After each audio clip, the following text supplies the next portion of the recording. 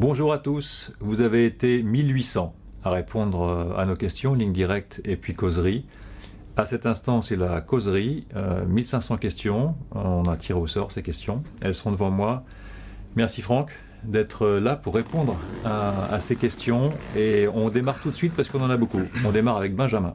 Salut Franck, en partant du postulat que l'on crée tout ce qui apparaît dans notre vie, on peut alors tout décréer dans le cas d'un symptôme. Comment cela fonctionne-t-il? J'ai a priori les clés pour soigner et décréer mon symptôme, hernie inguinale, mais celle-ci reste présente. Je ne souhaite pas me faire opérer selon ces croyances. Est-ce la résolution du conflit qui n'est pas terminée ou les bénéfices secondaires de celle-ci sont supérieurs à ceux de sa résorption? Ah ok.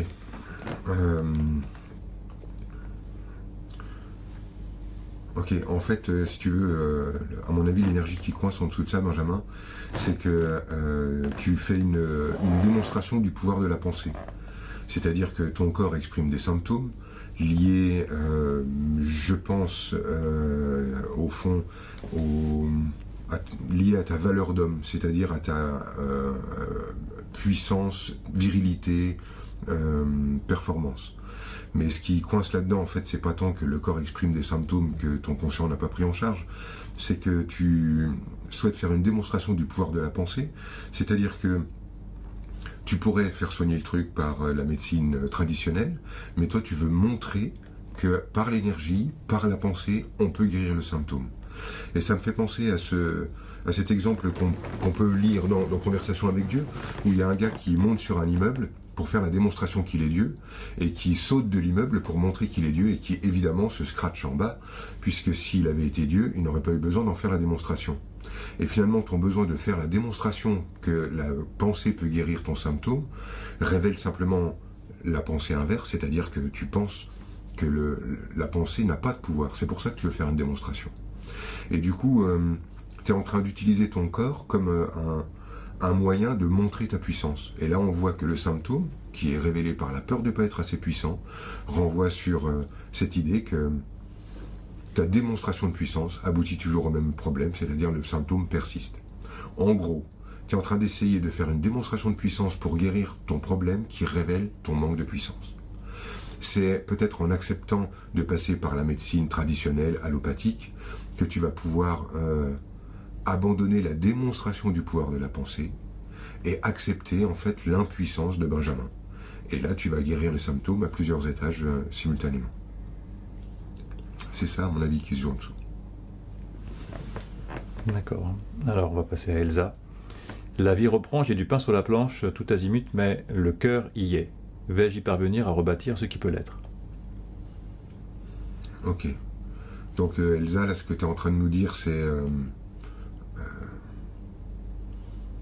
que tu as commencé de respirer plus largement, que d'un seul coup, tu reprends goût à la vie, tu sens qu'il y a plein de projets qui fourmillent, mais effectivement, on sent dans ta question que ça renvoie sur l'idée de rebâtir ce qui pourrait l'être, renvoie sur l'idée de se remettre à concrétiser, se remettre à rebâtir des murs de certitude. Tu sais, en fait, si à un moment donné ton monde s'est écroulé, c'est parce que tu l'avais construit, c'est parce que tu l'avais bâti. Et là, en fait, si tu utilises cette énergie, ce renouveau, ce printemps en toi pour te remettre à bâtir des murs, ça va redevenir des certitudes, et ces certitudes, tu devras les abattre de nouveau. Et peut-être qu'il serait sage de ne pas rebâtir, mais simplement vivre. Pourquoi bâtir? Pourquoi construire? Pourquoi solidifier les choses? L'énergie finalement qui nous pousse à solidifier les choses, c'est lorsqu'on commence de toucher au bonheur et qu'on a envie, on ne sait pas pourquoi finalement, de figer l'instant. Alors que le bonheur venait lui-même en fait de cet espace de liberté qu'on s'était offert, c'est-à-dire d'arrêter de vouloir figer les choses. Et vouloir figer le bonheur, c'est renoncer au bonheur. Le bonheur vient en fait d'accepter de vivre dans cette tension, dans cette peur, mais de la respirer quand même. Finalement, quand on arrive à respirer sa peur tous les jours, sa peur que ça s'écroule, sa peur de ne pas devenir, sa peur que ça ne devienne pas solide. Quand on arrive à respirer ce truc-là, c'est là qu'on commence de toucher au bonheur. En fait, le bonheur vient d'accepter l'impermanence. Mais quand j'essaye de le solidifier et de le construire, ça m'échappe. Et c'est là que ça redevient crispant et douloureux. C'est la recherche de la sécurité. C'est ça. Finalement, la sécurité, tu vas la trouver, Elsa, dans l'insécurité. La sécurité, tu vas la trouver dans le mouvement et dans l'impermanence. Mais dès que tu essayes de figer tout ça dans une image, bah, tu repères tout le tableau, tu déconstruis et tu veux reconstruire. Qu'est-ce qui fait que dans la vie d'Elsa, la vie reprend? Ce qui fait que la vie reprend dans la vie d'Elsa, en fait, c'est une perspective, c'est-à-dire c'est un angle de vue. La vie n'a jamais été abandonnée, puis elle reprend. C'est son angle de vue. Et j'ai envie de ne pas y toucher. J'ai envie de la laisser vivre ce mensonge-là, parce que c'est un mensonge magnifique. Le mensonge d'avoir le sentiment que la vie renaît, c'est un mensonge, soit comme tout le reste, mais laissons-lui. Tu vois, ça fait, au contraire, c'est les bons mensonges, ça. C'est ceux qui nous font du bien, quand on a le sentiment que tout va bien. Qui est une même tricherie, si tu veux, que quand on regarde le truc en disant tout va mal. Mais gardons-la, celle-là. Et quant à Carole, sa question est: quand je m'exprime, parfois j'ai l'impression de ne pas être bien comprise. Oui, c'est réel. C'est évident, Carole. Les gens entendent non pas ce que tu dis, mais ce que eux veulent entendre. Donc, la vraie question qui est sous-jacente à ta question, Carole, c'est pourquoi j'aime autant ne pas être comprise. C'est là que ça devient intéressant. Parce que, en fait, ce qui est intéressant dans l'idée de ne pas être comprise pour Carole, c'est qu'elle a un double bénéfice à ne pas être comprise. Et pour tous ceux qui ne se sentent pas compris, en fait, vous verrez qu'il y a une double énergie. Il y a une énergie qui vous place en mode victime, c'est-à-dire « Oh là là, je ne suis pas comprise, on ne me comprend pas, on ne me connaît pas, on se méprend toujours sur moi. » Donc, je suis victime des autres qui ne font pas l'effort de savoir ce que j'ai réellement dans le cœur. Ça, c'est l'aspect victime, mais il y a l'aspect héroïque dans cette histoire-là qui est je ne suis pas compris, donc je suis incompréhensible. C'est-à-dire, je suis tellement complexe, je suis tellement mystique, je suis tellement insaisissable que je ne suis pas compris. Et donc là, il y a un double bénéfice. Il y a le bénéfice d'être celui qui est toujours seul parce qu'incompris, et il y a le bénéfice de celui qui est toujours seul parce que tellement au-dessus du monde qu'on ne peut pas le saisir. Il est trop complexe, trop mystique. Donc je pense qu'il y a un bénéfice pour toi, Carole, à être incomprise, parce que ça te renvoie sur l'idée que tu brasses des idées que les autres ne peuvent pas comprendre. Ça te place en dehors, mais attention, ça te place au-dessus et en dessous, simultanément. En fait, je crois que tu es parfaitement comprise, mais que ça te plaît pas trop. Alors tu vas plutôt placer la caméra de façon à tirer la conclusion qu'ils t'ont mal comprise. Mais non, il y a beaucoup de bénéfices en dessous de ça. Si tu avais envie d'être mieux comprise, bah exprime-toi mieux, explique par différents angles de vue. Mais je crois que l'idée n'est pas d'être comprise, mais de jouir de cette posture. Hélène, vais-je arriver au bout de mes soins, c'est-à-dire être en meilleure forme afin de vivre une autre vie?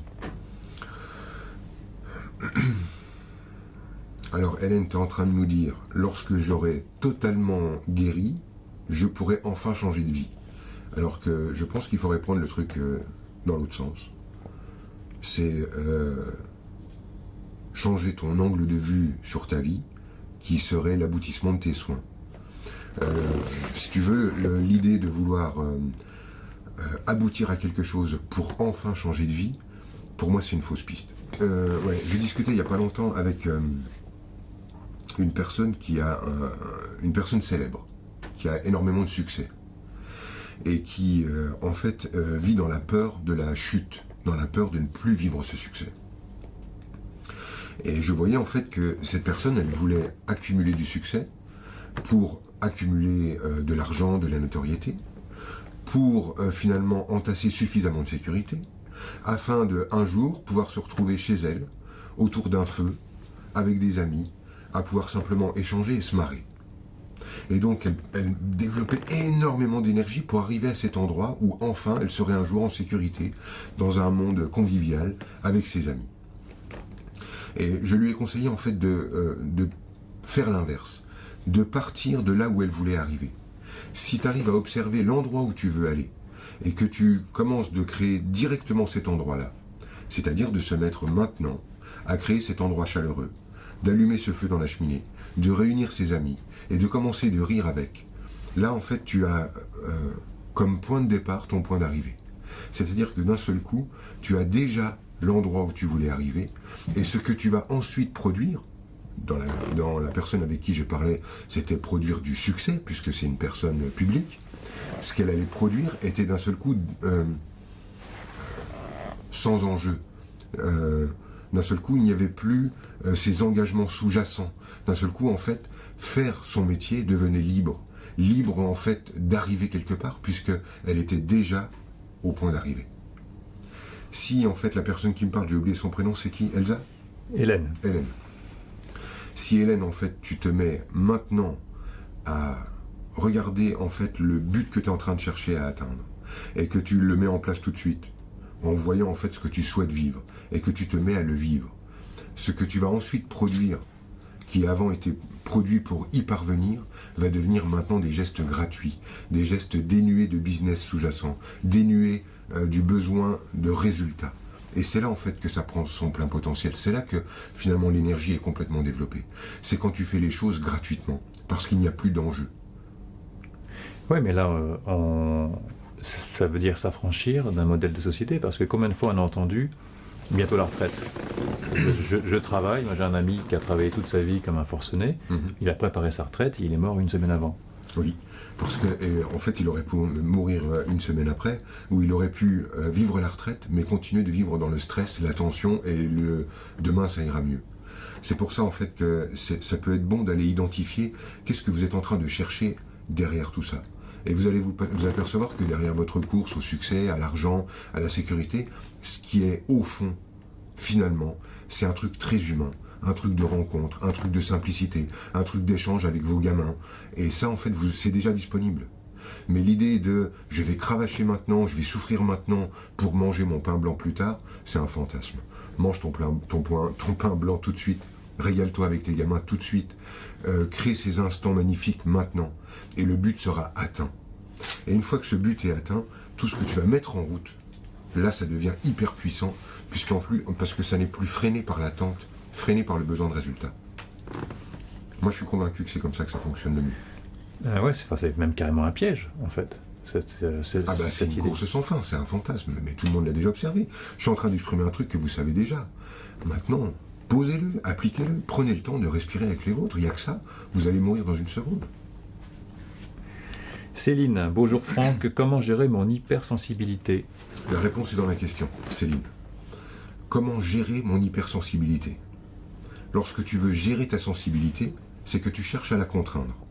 Et lorsque tu cherches à contraindre une énergie, elle devient de plus puissante, comme n'importe quelle énergie qui est entassée, à la manière d'une cocotte minute. Plus elle est entassée, plus elle va surgir et te déborder.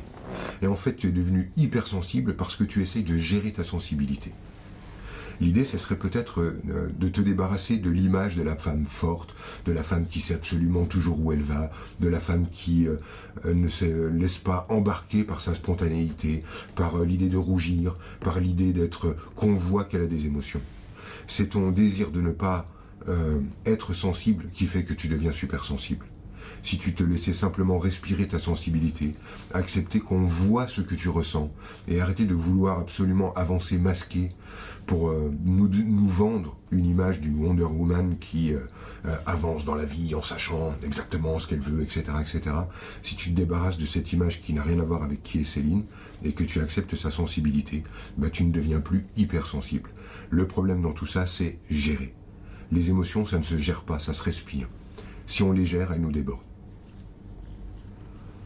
Judith, pourquoi est-ce que je n'arrive pas à savoir de quoi j'ai envie et que je suis en hésitation permanente?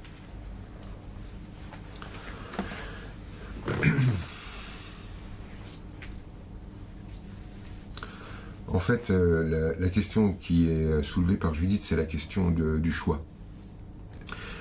Elle est en hésitation permanente. Lisez, elle hésite entre plusieurs options en permanence. C'est une question qui surgit parce que Judith pense qu'il y a des bons et des mauvais choix. Alors que, si vous voulez, ça ne se passe pas exactement comme ça dans la vie. Quand tu te retrouves face à plusieurs choix dans la vie, chacun des choix que tu vas faire contient en lui-même la possibilité du pire désastre ou de la plus belle résolution. Si tu prends à gauche et que tu fais cette décision, Judith, il se peut en fait qu'en marchant sur cette voie-là, tu rencontres le pire et le meilleur. Et en prenant l'autre voie, il se peut que tu rencontres le pire et le meilleur. mais il n'est pas une voie qui apporte le pire et une voie qui apporte le meilleur. Cette vision, c'est une vision puérile, c'est une vision binaire du monde. Ce n'est pas comme ça que ça fonctionne. Le choix que tu fais, c'est le bon. C'est-à-dire que c'est en faisant le choix que tu crées la voie. Et c'est en parcourant la voie qu'elle devient divine. Nous rendons la voie divine en la parcourant. C'est-à-dire que le choix que l'on fait s'inscrit dans la totalité. Le choix que l'on fait s'inscrit dans le plan divin. Il n'y a pas le plan divin et l'autre plan. Le plan divin, c'est la totalité. Et en fait, le plan divin est créé par les dieux qui marchent. C'est en choisissant simplement que je crée le plan divin. Il n'est pas une seule possibilité de marcher en dehors de ce plan-là. Par contre, tu as la possibilité, parcourant ta voie, de vivre le sentiment de te tromper. Et ça, si tu veux, c'est une des propositions de cette planète. On a le droit d'avoir le sentiment de se planter. Mais tu n'auras que le sentiment. Tu ne pourras pas réellement te tromper. Tu pourras avoir le sentiment de te tromper. Finalement, de faire exister la bonne voie, tu fais exister la mauvaise. Marche, choisis, engage-toi, c'est ça la bonne voie. Et la voie que tu choisis contiendra toujours, et c'est ça la promesse de cette vie, et heureusement qu'il y a cette promesse, la promesse de te planter ou la promesse de jouir. Heureusement, ça va rester ouvert à chaque fois, et chaque pas gardera en fait cette ouverture-là. Chaque pas te rapprochera du pire désastre et de la plus belle résolution. C'est ça la vie. Chercher la bonne voie, mais quel fantasme bizarre. Je crois que c'est Eliot qui disait, l'écrivain qui disait échouer, échouer, et échouer encore mieux. Ouais, c'est beau de le dire comme ça. C'est un poète ce type? C'est un écrivain. Okay. C'est toujours une volonté de contrôle de toute façon. Oui, bien sûr, c'est une volonté de contrôle. Après, on l'a tous observé, on a fait assez de causeries, on en a assez parlé, on a bien vu, c'est une volonté de contrôle. Maintenant, j'ai plus envie de vous ressasser les mêmes choses éternellement. Vous avez compris où le contrôle mène. C'est pas ça le sujet. On pourrait sortir de la posture infantile de vouloir sécuriser chaque pas. Il n'y a pas de sécurité. Et c'est ça, en fait, qui est jouissant, qui est formidable. Il n'y a pas de sécurité. Et alors? Voilà. Ce qui reviendrait à vouloir aller au cinéma et à connaître la fin du film. Ouais, par exemple. Mais attention, parce que je soupçonne certains cinéastes de nous préparer chaque pas, et c'est même ce qui est chiant dans le film. Tu sais ce que l'autre va dire, tu sais comment l'autre va réagir, tu sais là où ça va aboutir, c'est d'un ennui mortel. Et d'ailleurs, pour moi, j'ai remarqué que les films les plus ennuyeux étaient les films romantiques, parce qu'on sait exactement où ils vont aboutir, mais on voit dans la vie ensuite le nombre de questions qu'on a eues là à propos de l'amour et de la vie sentimentale. On voit à quel point le désir d'aboutir à un endroit qui est déjà prédéterminé, mais quel ennui! Et puis il y a l'autre, qui est les bons et les méchants. Ouais. Alors là, les flics et les voyous, et là on voit exactement pareil où ça va. Et là, ça renvoie sur les questions qui renvoient sur ne pas décevoir, être la bonne personne, être là où on m'attend. Ce cinéma-là nous ennuie quand on le regarde, mais ce cinéma-là nous ennuie dans notre vie. Ouais, il y a pas mal de thématiques sur la vengeance aussi. Le cinéma, c'est aussi un moyen de vivre sa vengeance au travers des films. Oui, alors là c'est un autre espace que nous offre le cinéma et qui me plaît, c'est de pouvoir respirer nos désirs de violence, nos désirs de vengeance, nos désirs de sexe, nos désirs de... Et heureusement, c'est comme une soupape, si tu veux. On s'identifie au héros et ça nous permet de ne pas aller tuer le voisin. Et ces émotions qu'on ressent quand on voit des images, justement, on réagit, on les ressent, elles viennent d'où, ces émotions ? Le fait de voir un personnage qui vit quelque chose, et évidemment, on a des très fortes émotions. Elles viennent tout simplement du phénomène tout simple qui est que notre inconscient ne fait pas la différence entre ce qu'on est en train d'observer et ce qu'on vit. C'est-à-dire que pour lui, c'est du vécu pour nous. Donc, c'est là que, pour moi, le cinéma est un outil de guérison formidable et de catharsis. C'est-à-dire que, pour mon inconscient, de regarder un film... renvoie à de l'expérience, c'est-à-dire pour lui, je suis en train de le vivre.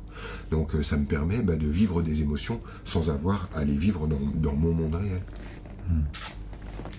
Laetitia, pourquoi je me sens de plus en plus en décalage avec l'actualité de la société? Je suis de plus en plus sensible aux choses horribles que subit l'humain, les animaux, la nature, je ressens tout, et c'est très compliqué parfois à supporter. Ok. Bon, évidemment, il y a plein de pistes pour aborder la violence du monde, mais je vais me brancher sur Laetitia. Ok. Pour moi, Laetitia, en fait, ce que tu es en train de faire inconsciemment, c'est que tu as posé un filtre pour regarder le monde dans ce qu'il a de plus moche, dans ce qu'il a de plus violent, dans ce qui est le plus terrible. Parce que, en fait, de l'observer comme ça te place directement dans la posture de la bonne personne. C'est-à-dire que, sans t'en rendre compte, pour être une bonne personne, si tu veux, il y a plusieurs moyens. Il y a moyen d'agir comme la personne que tu as vraiment envie d'être, Laetitia. Par exemple, pour être la personne que tu as vraiment envie d'être, pour être la Laetitia que tu as vraiment envie d'être, il faudrait que tu prononces certains mots, il faudrait que tu penses certaines choses, et il faudrait que tu te mettes à agir d'une certaine manière. Mais finalement, pour faire l'économie de toute l'énergie que ça demande que d'oser être réellement soi, pour faire cette économie, tu as juste à placer le monde comme étant horrible, moche, violent, dégueulasse, et de simplement le regarder comme ça, te place de facto dans la posture de la bonne personne. Et du coup, tu n'as plus besoin d'avoir à agir comme la Laetitia que tu as vraiment envie d'être. Et je crois en fait que c'est là que tu te pièges. Finalement, pour toi, observer le monde comme dégueulasse, ça te permet, toi, de ne pas être dégueulasse. Et ça te permet de faire l'économie de l'effort, d'oser être réellement la nana que tu as vraiment envie d'être. À mon avis, c'est là que ça se pose. Alexandre, lorsqu'il y a une dissonance entre mon conscient et mon inconscient, comment puis-je faire bouger le système ? C'est vrai que je donne souvent une espèce d'image, si tu veux, où j'explique que si on était une totalité, notre conscient serait une part de camembert, de la totalité du camembert, et le reste serait du non-conscient. La question que pose Alexandre, c'est, il est en train de me dire, comment je pourrais presque tordre tout le reste, c'est-à-dire tout mon non-conscient, pour qu'il se mette enfin à raisonner et à être d'accord avec mon conscient. Ou l'inverse. Ouais, moi j'ai envie de partir de l'inverse. C'est-à-dire que, si tu veux Alexandre, si tu veux que ta totalité vibre au diapason, que ta totalité vibre dans le même élan, et je t'assure que de vivre comme ça te donne un sentiment de fluidité incroyable dans la vie, c'est l'idée pour moi en fait, c'est de me mettre avec mon conscient au diapason du non-conscient. C'est-à-dire à ne plus essayer de tordre ma vie pour qu'elle corresponde à ce que je veux, mais en fait d'accepter ma vie telle qu'elle est. Parce que finalement ton non-conscient il se cache où ? Parce que c'est ça qui est intéressant. Comment je peux rendre conscient du non-conscient ? Théoriquement c'est pas possible. Ce qui est non-conscient est non-conscient, donc je peux pas le rendre conscient. Mais je sais où il se cache. Mon non-conscient en fait il se cache à l'extérieur. Si tu veux, le monde dans lequel tu vis, c'est toi, mais dans ta version inconnue. Le monde dans lequel tu vis, la vie que tu as, c'est toi, mais dans ta version non connue. Si tu veux, le non-conscient d'Alexandre, c'est les gens qu'il rencontre et la vie qu'il est, c'est-à-dire la vie qu'il a. Quand tu regardes ta vie et que tu l'acceptes telle qu'elle est, lorsque tu regardes les gens que tu croises et que tu acceptes que ce que tu perçois d'eux, c'est simplement toi, quand tu acceptes cette idée-là, que ça te plaise ou non, mais que tu l'acceptes, tu es en train de mettre ton conscient d'accord avec ton non-conscient. Parce que finalement, il est là, notre non-conscient. Il est projeté à l'extérieur. Pour moi, tout le monde extérieur, c'est moi en déni. Et lorsque j'accepte ce déni de moi comme étant moi, lorsque j'accepte ma vie comme étant simplement la projection de moi, lorsque j'accepte l'autre comme étant un miroir de moi, sans le qualifier, sans me dire ça me plaît pas, c'est à moi, c'est un peu à moi, c'est pas trop à moi, sans m'embarrasser avec tout ça, mais que je prends ma vie comme étant ce que je suis, d'un seul coup, en fait, je mets mon conscient au diapason du reste. Oui, ça veut dire que c'est pas uniquement le déni, c'est le déni, ce que je ne vois pas. Tu as dit l'extérieur et le déni de moi. Tu sais, c'est l'image simplifiée et vulgarisée du mythe de la caverne de Platon.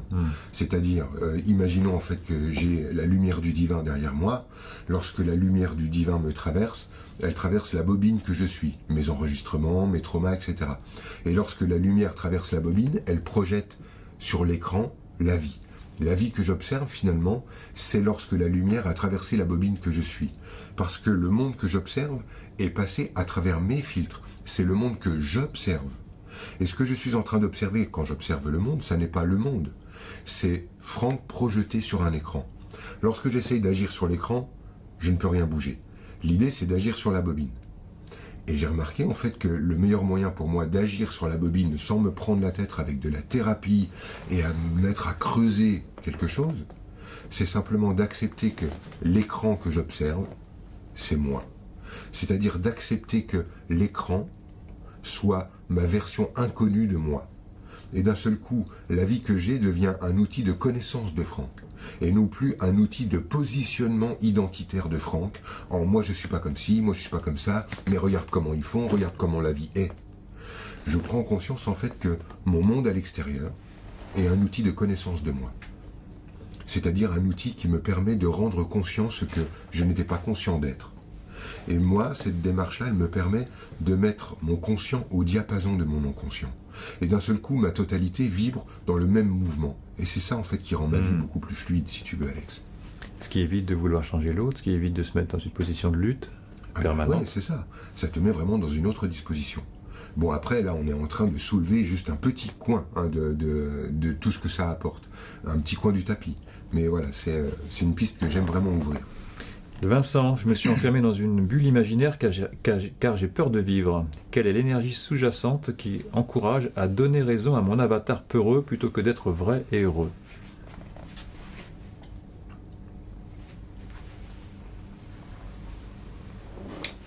À mon avis, en fait, Vincent, bon, il y a plusieurs trucs que je ressens dans l'énergie là.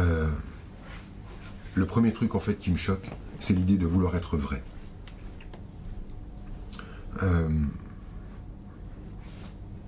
Si vous posiez la question chez vous de savoir ce qui est vrai, vous verriez en fait qu'il y a toujours moyen de remettre en cause ce qu'on appelle le vrai, ce qu'on appelle la vérité. Et finalement, la quête d'être authentique nous renvoie sur l'idée que des choses ne sont pas authentiques. Mais qu'est-ce qui n'est pas exactement authentique sur cette planète? Qu'est-ce qui n'est pas de cette planète? Qu'est-ce qui n'est pas vrai du moment que c'est vécu? Enfin, cette notion-là, elle a vraiment besoin d'être remise en cause, à mon avis. C'est pas si clair que ça, être vrai. Lorsque je mens, je suis vraiment en train de mentir. Où est le problème? Tu peux me redire le début de la question, parce qu'il y a un petit truc qui m'a échappé, mais qui résonne vraiment sur Vincent. Je me suis enfermé dans une bulle imaginaire car j'ai peur de vivre. Quelle est l'énergie sous-jacente qui encourage à donner raison à mon avatar peureux plutôt que d'être vrai? Si tu veux, la croyance que tu es dans une bulle imaginaire, c'est déjà de l'imaginaire. Tu n'es pas enfermé dans une bulle imaginaire. Tu es en train de te faire croire que tu es dans une bulle imaginaire. Mais en fait, tu es déjà dans la vie, et tu es concrètement avec nous, et tu es en train d'interagir avec moi là maintenant, et c'est pas ton imagination qui te raconte ça. Ok, bon après, juste comme ça, un petit raccourci pour toi, mais ce qui est au fond de ça, Vincent, c'est la peur du râteau. C'est-à-dire la peur d'être rejeté par les femmes. En fait, c'est ça le sujet en dessous. C'est pas je suis dans une bulle imaginaire, la. J'aime bien ta façon de raconter le truc, mais en fait, ce qui va en dessous, c'est retourne au contact, retourne à l'endroit où on te refuse, retourne à l'endroit où on te dit non, parce que finalement, c'est là qu'il y a de la vie. Arrête de penser que Vincent est fragile. Vincent n'est pas en sucre, Vincent n'est pas fragile, et Vincent peut entendre non. Et là, en fait, il y a un trésor là-dedans, parce que à entendre ces noms, tu vas reconstruire l'image de l'homme en toi. À refuser d'entendre non, tu fuis en fait ce qui va te permettre de construire cette image de l'homme solide en continuant de croire que tu es un petit truc fragile, une petite chose qui a peur d'être renvoyé dans son coin. Alors que d'aller au contact du non va te montrer en fait à quel point Vincent est là, encore là, toujours là, et que finalement en fait il était capable de vivre ces non. Et c'est dans cette nouvelle vision que tu vas comprendre que des noms peuvent construire comme ils peuvent aussi avoir à un moment donné déconstruit. Tu comprends ce que je veux dire? Oui, ça me fait penser au fondateur d'une marque de fast-food qui a eu 1000 noms, je crois, avant d'être accepté. Ah ouais? Donc il a été au contact du nom. Ouais. Bah, en fait, je comprends moi l'intérêt. C'est marrant parce que c'est vraiment Vincent qui me l'apporte maintenant. J'avais jamais vu ça avant. Parce que il me renvoie évidemment à moi et ma peur du nom. Mais je vois en fait que purée, c'est ça finalement, c'est quand tu les essuies ces noms, et au bout d'un moment finalement ça fait monter une espèce d'énergie en face et qui dit mais ouais, mais vas-y, mais dis-moi non parce que regarde, je suis toujours là, dis-moi non et regarde, je m'en veux pas, dis-moi non parce que non, je suis toujours debout. Et je ne t'en veux pas. Mais non, mais c'est même pas à la limite, mais c'est dis-moi non, tu me rends service, tu me construis, tu me mets debout, tu me plantes, vas-y. Et finalement, ah tiens, on découvre un autre sens dans tu me plantes. Tu me plantes, mais tu me plantes. Tu me donnes la possibilité de découvrir ma solidité. C'est un cadeau que tu me fais en me disant non. Va au contact. Vas-y Vincent, mouille-toi, on s'en fout. Mais c'est ce que tu dis aussi pour les enfants. Quand on leur dit trop oui et qu'ils ont toutes les permissions possibles, oui. Ils n'ont rien à dépasser. C'est ça. Là, on bascule sur effectivement le non comme étant une limite. Mais chez Vincent, le non, il s'en était servi pour déconstruire son image d'homme. Hein, on est sur une histoire de territoire, oui, mais celui de la virilité. Et là, en fait, il va pouvoir s'en servir pour construire. Allez au contact du non, parce que c'est ça qui va vous redonner la valeur qui finira par aboutir au oui. Nathalie, sur les 8 dernières années de ma vie, j'ai connu plusieurs ruptures, décès de mon père, licenciement, divorce. Même si j'ai ma propre compréhension du sens à donner à toutes ces ruptures, je souhaiterais avoir votre avis. La question est longue, tu l'avais entière? Ouais, enfin moi je sais où on va, mais... je souhaiterais avoir donc votre avis. Pourquoi je n'arrive toujours pas à retrouver un travail qui permettra de me rassurer sur ma propre capacité à assurer seule ma sécurité matérielle et financière et reprendre le contrôle de ma vie. Toute la panoplie. C'est marrant parce que toi maintenant tu ris aussi quand tu vois la question de comment je pourrais enfin reconstruire et reprendre le contrôle pour maîtriser le cheval fougueux de ma vie. Ah puis j'étais un bon client du contrôle pendant beaucoup d'années, donc ça me parle bien. Je comprends. Non, ok, là où ça renvoie ta question, Nathalie, et je vais ouvrir dans le groupe, et après il y a la réponse pour toi évidemment qui est comprise dedans, mais j'aimerais que tu prennes conscience du jeu inconscient auquel tu es en train de jouer, qui est un jeu vraiment dangereux et qui pourrait t'emmener à dépasser les simples 8 ans dans lesquels que tu définis. Si tu veux, Arnaud, moi ce que je ressens dans cette question, c'est d'abord, elle commence par depuis 8 ans. Ce qui fait qu'on est face à quelqu'un qui a rebroussé chemin et qui cherche dans son catalogue quand ça a commencé. Ce qu'elle est en train de faire, Nathalie, c'est qu'elle est en train de construire sa légende. Comme tout à chacun. On passe notre temps à construire une légende. Je crois avoir dit dans une vidéo, parce que ça me permet de ne pas vous le redire maintenant, mais de toute façon c'est une notion que j'ai envie de développer en ce moment, c'est que depuis notre naissance, on a enregistré des milliers et des milliers d'heures de rush, mais que nous, en fait, quand on parle de notre vie, on fait une sélection, on prend quelques morceaux de ces heures de rush, on choisit quelques minutes, et on choisit avec cette minute de vendre au monde une vie qu'on appelle notre vie. Mais c'est une sélection, comme qui dirait les meilleurs moments. Et là, on le voit vraiment dans cette question. Nathalie a choisi de dire, voilà, depuis 8 ans, donc voilà, j'ai rebroussé chemin. Et là, en fait, elle essaye de faire, avec différents événements, qui sont d'ailleurs pas liés les uns aux autres, une seule et même teneur. C'est-à-dire qu'elle va utiliser la mort de son papa. Puis, alors ça c'est bien la mort de mon père, ah oui, alors là ça nourrit bien mon truc de j'ai beaucoup de rupture et de deuil, alors qu'est-ce que je pourrais mettre dedans? Ah bah mon licenciement, ah bah ouais je vais mettre ça, et d'un seul coup on met sur une même ligne la mort de mon père et mon licenciement. Après qu'est-ce que je pourrais mettre ah bah là, lui il m'a trahi parce qu'il est allé baiser la voisine, ah bah je vais prendre ça, alors je vais prendre ça dans mes souvenirs et je vais les mettre aussi là-dedans. Mais 3 en 8 ans, ça fait encore léger pour faire vraiment une légende. Qu'est-ce que je pourrais ajouter? Ah, mon chat est mort. je vais prendre ça. Oh, cool, alors mon chat est mort, alors voilà. Et je vais en fait simplement fouiller dans mon passé pour aller récolter les morceaux dont j'ai besoin, pour prendre avec toutes ces perles la possibilité pour moi de fabriquer un joli collier, puis je vais me mettre ce collier autour du cou, et puis ensuite je vais dire ah ben voilà, depuis 8 ans, regardez ce qui m'arrive. On est en plein dans une construction qui est à la limite de la mauvaise foi. Et on le lit dans la question, tu peux me redire le début de la question, tu vas voir. Sur les 8 dernières années de ma vie, j'ai connu plusieurs ruptures, même si j'ai ma propre compréhension du sens à donner à toutes ces ruptures.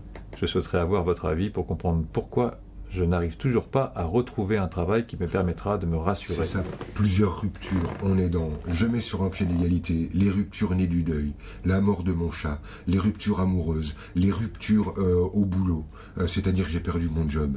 Mais c'est quoi l'idée en fait? Elle veut absolument nous montrer, et en fait se montrer, regarde, je vis une succession de... Elle est en train d'essayer de noircir le tableau, de créer même le tableau. C'est comme ça qu'on fait quand on veut avoir raison. C'est comme ça, en fait, oui, qu'on fait lorsqu'on veut montrer que nous sommes victimes d'une telle succession d'événements qu'on ne peut plus que mourir. On ne peut plus réagir. En fait, Nathalie, ce qui pose problème dans tout ça, et là où toi tu as un levier, c'est lorsque tu vas pouvoir regarder ça de nouveau en arrêtant de mettre tout ça sur un pied d'égalité et remettre les choses aux bons endroits. C'est-à-dire dire, ok, la rupture amoureuse a été vécue, mais finalement, comment je suis contente d'avoir regagné cette liberté-là, parce que finalement, cette relation était plutôt horrible, plutôt qu'autre chose. Et arrêter en fait de faire comme si c'était un problème pour toi, alors que tu es contente de ce moment-là. Reprendre en fait cette question du boulot et de dire mais de toute façon, et j'ai demandé à ce que ça s'arrête. J'en pouvais plus d'y aller. D'ailleurs, si j'ai vécu un burn-out, c'est vraiment parce que c'était... Je suis hyper heureuse que ça se soit arrêté. Et lorsque tu vas reprendre la mort de ton chat, symboliquement, j'espère que tu comprends bien ce qu'il y a en dessous, tu vas dire oui, la vie est la vie, sa vie, ça meurt, sa vie, ça meurt, et j'ai pas la main là-dessus. Tu voulais quoi? Que ton chat soit éternel? Évidemment, tu n'avais pas la main là-dessus. Mais lorsqu'avec honnêteté, tu vas pouvoir remettre chacun de ces épisodes au bon endroit, en arrêtant d'en faire un collier comme si tout ceci était la même énergie, tu vas voir en fait que tu avais tenté de faire quelque chose, de raconter une histoire. Et tu as le droit de raconter une histoire, Nathalie. De toute façon, on va tous raconter des histoires à propos de nous. Le problème, c'est qu'à raconter cette histoire, tu vas chercher à ce qu'elle dure. À raconter cette légende-là de « depuis 8 ans, voilà ce qui m'arrive ». Pour continuer de nous le vendre, eh bien, il va falloir que tu trouves d'autres perles qui vont pouvoir s'ajouter à ton collier.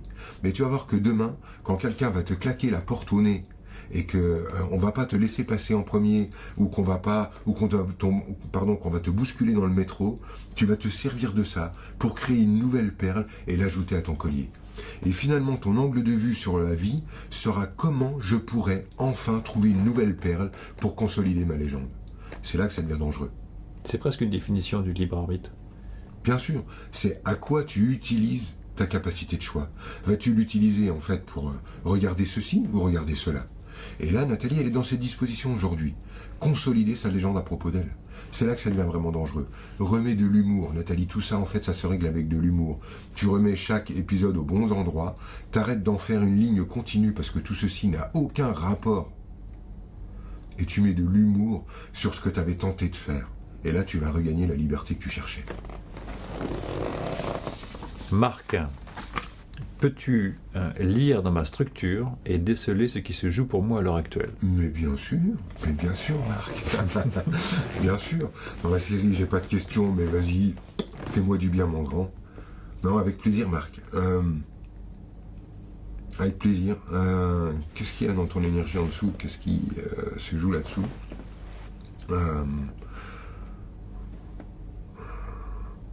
C'est ce que je ressens en dessous, en fait, dans ton énergie, c'est je veux gagner sur tous les tableaux. Alors, c'est quoi gagner sur tous les tableaux chez toi?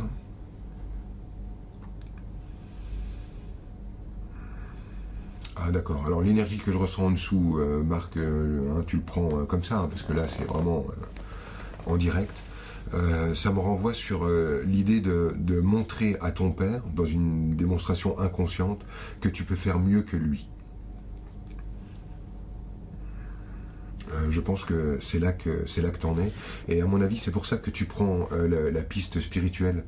En tout cas, si je me fie au miroir entre moi et toi, je vois que pour moi, prendre la piste spirituelle, c'était le moyen de devenir plus grand que mon père, sans utiliser la voie que lui avait ouverte.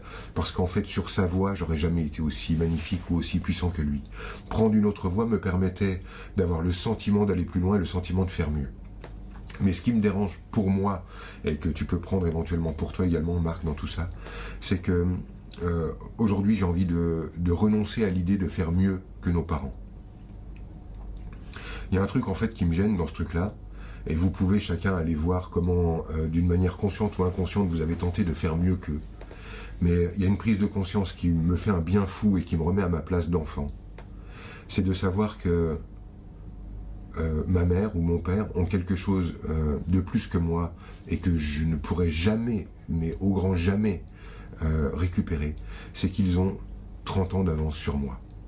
C'est-à-dire que vos parents, ils ont 20 ans d'expérience, 25 ans ou 30 ans d'expérience de vie en plus que vous.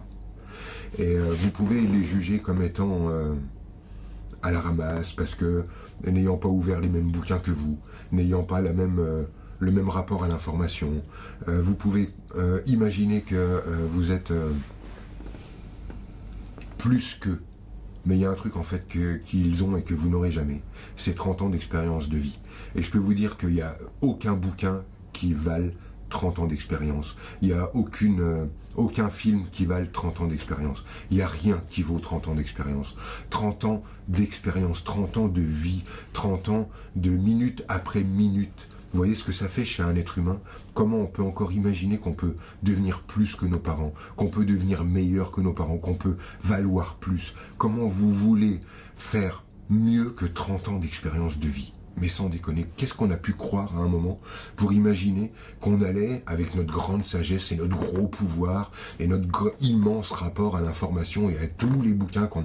Mais comment on a pu imaginer un moment pouvoir faire mieux que 30 ans de vie? Il serait bon en fait qu'on arrête de se placer comme les parents de nos parents et qu'on retourne à nos places. Ton père, Marc, il a 30 ans d'avance sur toi, que tu le veuilles ou non. Il a un trésor que tu n'auras pas. C'est qu'il a vécu 30 ans que toi tu n'as pas encore vécu. Et c'est là en fait qu'il y a peut-être un angle par lequel on va pouvoir regarder nos parents d'une autre manière. Parce que quand on les aura vécu ces 30 ans, quand on les aura vécu ces heures qui peuvent d'un seul coup nous apporter le pire désastre ou le plus beau bonheur, lorsqu'on les aura vécu ces heures-là, là d'un seul coup on regardera nos enfants avec ce petit œil empathique de leur dire oui mon coco, oui t'as de l'avance, oh là là oui qu'est-ce que tu vas vite, vis là ta vie mon garçon. Mais restons à nos places à mon avis. Enfin, Marc, si tu veux, moi ton énergie elle me renvoie là, et merci pour moi, ça me fait du bien de regarder mes parents comme ça. Et ça nous évite aussi de ne pas vouloir leur ressembler. Ouais, quelle arrogance, mais sans déconner, quoi. Audrey, avant j'avais foi en Dieu. Depuis la prise de conscience qu'il n'y a pas de grand barbu au-dessus qui décide pour moi, c'est bête, mais je me sens largué, sans enthousiasme. Jouer pour jouer de manière gratuite ne me soulève pas envie de mourir pour autant. Je suis juste dans un aquabon. Un impossible d'avancer le petit doigt alors que j'ai bien eu tous les cadeaux, comme je les souhaitais. Et en effet, ça ne me remplit pas. Alors que faire?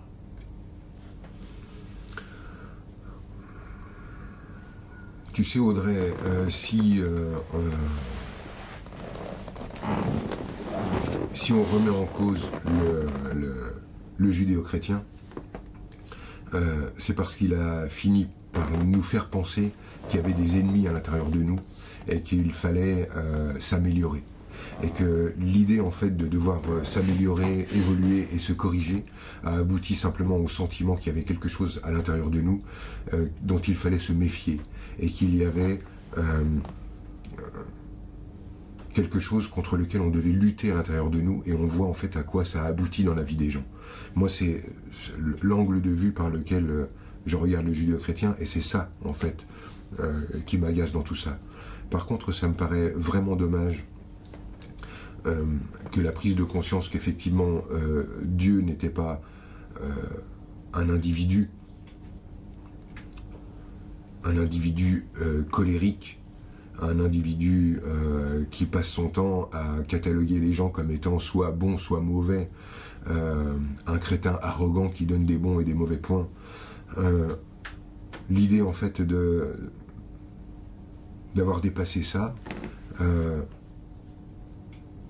ne devrait pas abîmer ton magnifique lien avec le divin. Moi je te conseille, Audrey, d'aller dans une église, de te poser 5 minutes et de te laisser toucher par l'ambiance, de te laisser toucher par ce qu'il y a dans le silence. Ne confonds pas le judéo-chrétien et ton rapport avec le monde invisible.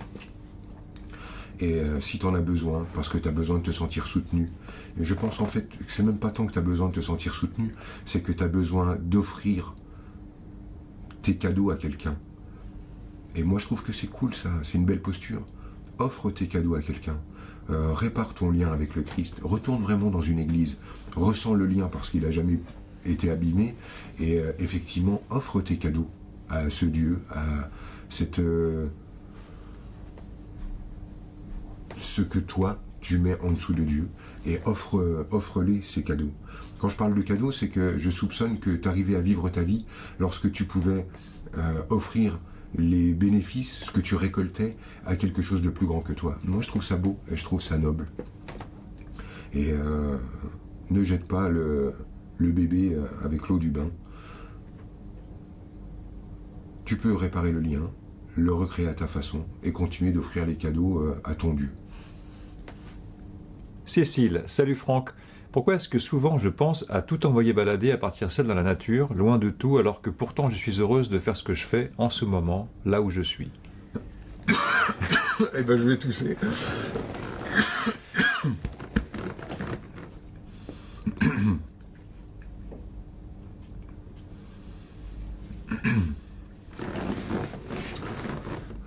Eh bien, je pense en fait que ce qui te rend heureuse là où tu es, à faire ce que tu fais, c'est justement de savoir qu'à tout moment, tu peux t'évanouir dans la nature.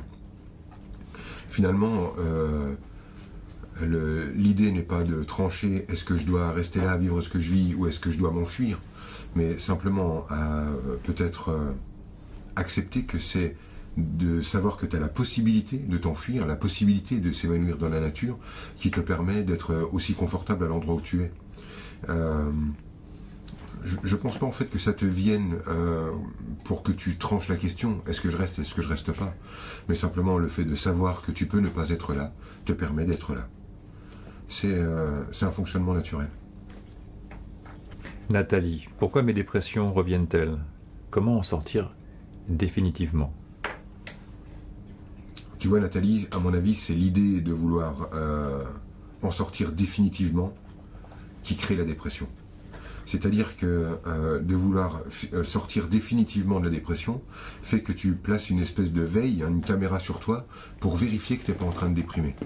Mais comme en fait l'état dépressif est inhérent à l'humain, c'est-à-dire que dans l'humain, tu as plusieurs couches qui sont emboîtées, simultanée, et tu peux découvrir en toi la partie la plus joyeuse ou la plus dépressive. Si tu te mets à avoir une caméra pour veiller à ta dépression, tu vas l'observer. Et l'observant, tu vas dire ah non, elle revient. Quand tu vas dire ah non, elle revient, elle va t'embarquer un peu plus, et plus tu vas y résister, plus tu vas te laisser embarquer. Et finalement, je crois que c'est l'idée de guérir le truc définitivement qui crée un lien qui t'y rattache. Accepte en fait d'avoir simplement ce fond, cette possibilité. Lorsque tu sais qu'il y a une possibilité de dépression à l'intérieur de toi et que tu ne cherches pas à t'en débarrasser définitivement, bah tu arrêtes de veiller, donc tu ne mets plus l'angle de vue là-dessus et tu peux continuer de respirer ta vie librement. Finalement, on peut élargir ça. Essayer de se débarrasser définitivement de quelque chose nous renvoie à l'idée de s'en occuper perpétuellement. Et c'est là en fait qu'on finit par nourrir les choses dont on veut se débarrasser. On a compris aussi à travers d'autres vidéos, mais ça peut être judicieux de le rappeler, que l'idée de se sortir d'un état le fait exister. C'est-à-dire que comme nous sommes au fond des dieux vivants et qu'on fera toutes les expériences qu'on souhaite faire. Si je souhaite faire l'expérience de me sortir d'une situation, il faut d'abord que je la fasse exister. Et la plupart du temps, en fait, quelqu'un qui cherche à s'en sortir crée le marécage dont elle veut se sortir. Car si vous voulez faire l'expérience de vous en sortir, vous allez faire l'expérience de vous en sortir. Mais attention, ça n'est pas l'expérience d'être sorti.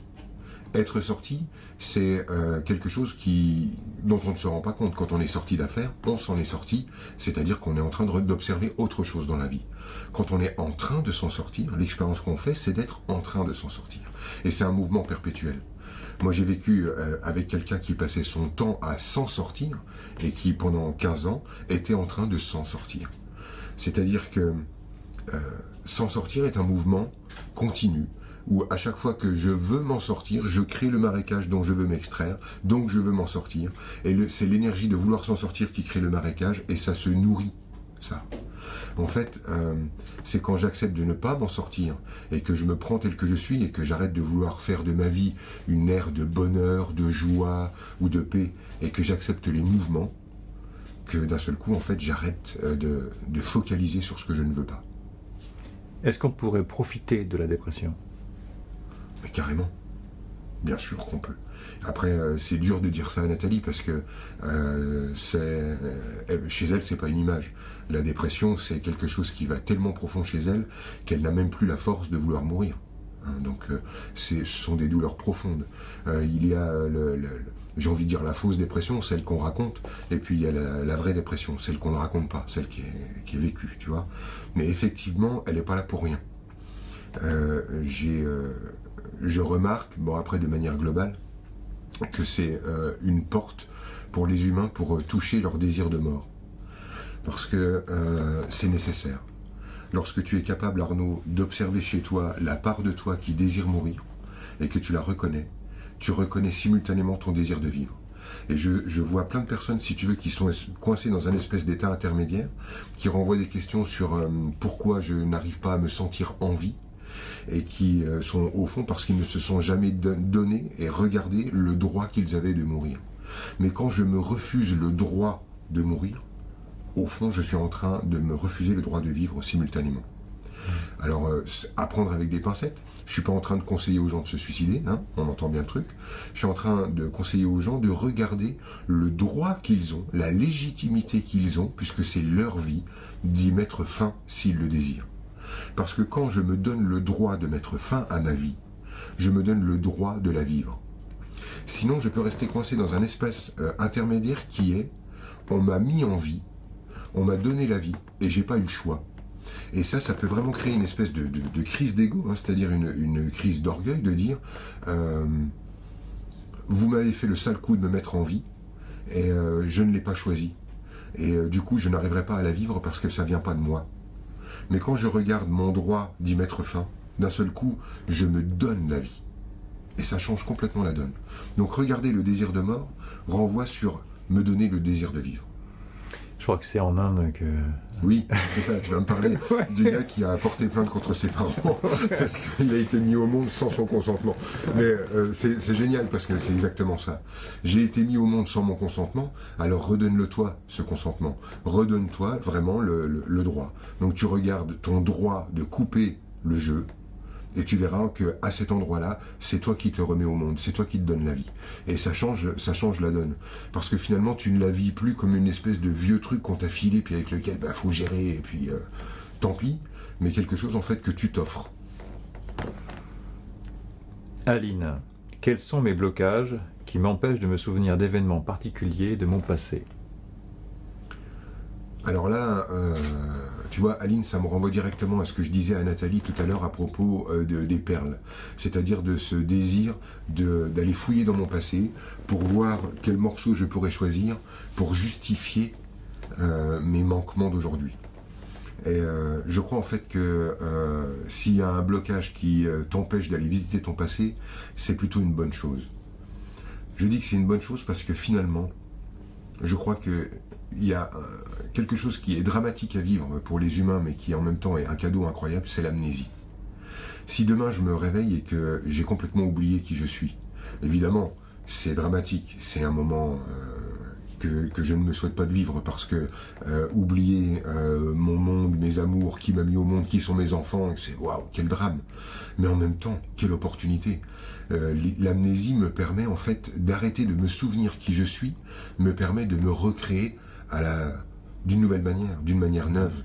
Et Aline, en fait, plutôt que d'accepter cette fraîcheur, cette candeur, cette possibilité toute naïve et pure de pouvoir se créer telle qu'elle est dans cet instant, elle voudrait renouer avec son passé pour continuer son passé. C'est ça la tentative sous-jacente.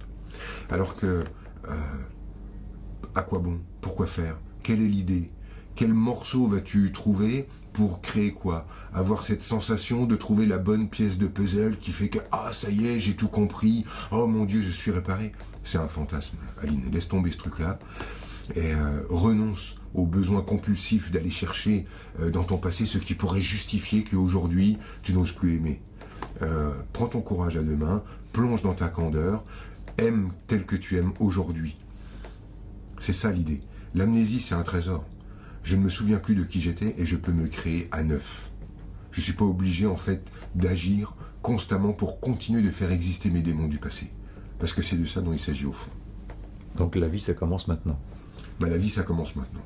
Et ça, c'est l'expérience qu'on a tous fait. C'est l'expérience qu'on fera tous.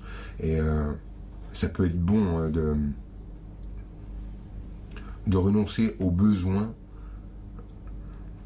de fabriquer artificiellement notre expérience, notre vie avec cette légende qu'on va tricoter. Donc voilà, tu manques de morceaux pour tricoter ta légende? Invente-la. Invente-moi une Aline de demain. Ce sera vraiment plus cool à mon avis.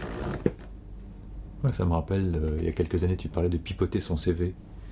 Ouais. L'idée de bidonner son CV, ouais, c'est... Oui, enfin, je suis pas exactement sur cette énergie avec Aline, mais effectivement, on pourrait aller dans cette direction. C'est-à-dire que moi, je me souviens d'une expérience que j'ai faite parce qu'à un moment, j'en avais marre d'être pas sympa. Tu vois, j'utilisais la clairvoyance. En fait, pour moi, la clairvoyance, si tu veux, c'est un outil de protection. Au départ, si ça a jailli chez moi, c'est parce que c'était un besoin pour moi de trouver la faille chez l'autre pour m'en protéger. Trouver des armes, si tu veux. Et finalement, j'utilisais la clairvoyance uniquement dans un but cynique de pouvoir faire mal. Et j'en avais marre, en fait, d'être un type désagréable et un type qui fait mal. Alors, j'ai voulu être gentil. Et je voyais, en fait, que j'arrivais pas à être gentil. Donc, il a fallu que je me force. Donc, c'est là, bidonner son CV, c'est ça. C'est tu te forces à faire semblant d'être quelque chose, mais tu finis par le devenir. C'est-à-dire qu'au début, je me suis forcé à être gentil. Et je me sentais mielleux, je me sentais faux, je me sentais tricheur. Et puis finalement, à force de le faire, je suis devenu gentil. Et aujourd'hui, en fait, quand je suis gentil avec quelqu'un, ça part de ma propre gentillesse. Je le suis devenu en me forçant à l'être. C'est ça, finalement, bidonner son CV. Tu fais semblant d'être quelque chose, et à force de faire semblant de l'être, tu finis par l'être comme tout. Lucy Joy. Qu'est-ce que mes vertiges et nausées matérialisent? Alors les vertiges et la nausée, qui sont quasiment des synonymes dans ton système, le Lucid Joy, renvoient sur la perte de direction. C'est-à-dire que ici, au sommet du crâne, j'ai l'alignement, c'est-à-dire une colonne de lumière blanche qui me relie du ciel à la terre. Cette connexion avec le haut, elle est garante de mon équilibre. C'est-à-dire c'est ce qui me permet de ne pas avoir de vertige. Et elle renvoie sur comment je me dirige dans la vie, la direction que je prends dans la vie. Vous commencez d'avoir des vertiges et des nausées lorsque vous avez perdu votre axe. Et l'axe, en fait, il est déterminé par le rapport au Père, Lucid Joy. Donc le rapport au Père dans ces deux acceptions, c'est-à-dire le rapport à Papa et le rapport à Dieu le Père, c'est-à-dire au divin. Dans ta situation, je pense que l'idée, c'est de renouer avec Papa. Lorsque tu prends conscience que d'améliorer la relation au Père refait la connexion de verticalité, tu comprends en fait que c'est en améliorant la relation avec ton Père que tu retrouves ta verticalité, donc la possibilité de te diriger dans la vie. Donc là, si je me fie à ce que je ressens dans ton énergie, j'irai sur donner à mon Père ce que j'attends de lui. Parce que finalement, attendre d'être validé, d'être reconnu ou d'être vu dans ce que l'on fait de bien sans le rendre à son père, c'est peut-être là que ça coince. Peut-être que ton père, lui aussi, aurait besoin que tu puisses observer ce qu'il fait de bien. Donne à ton père ce que tu attends de lui, ça va améliorer la relation, ça va reposer la verticalité, et à mon avis, ça va guérir tes vertiges et la nausée qui va avec. Pour Maud, pourquoi suis-je dans le flou? Qu'est-ce qui m'empêche de savoir ce que je veux, ce qui est bon pour moi? Alors là, ça renvoie sur un mensonge. C'est Maud qui dit ça? Ok. Là où je dis que ça renvoie sur un mensonge, c'est que pour moi, c'est pas si flou que ça, ce que tu es en train de dire. C'est une espèce de flou organisé. Tu sais, ça me fait penser à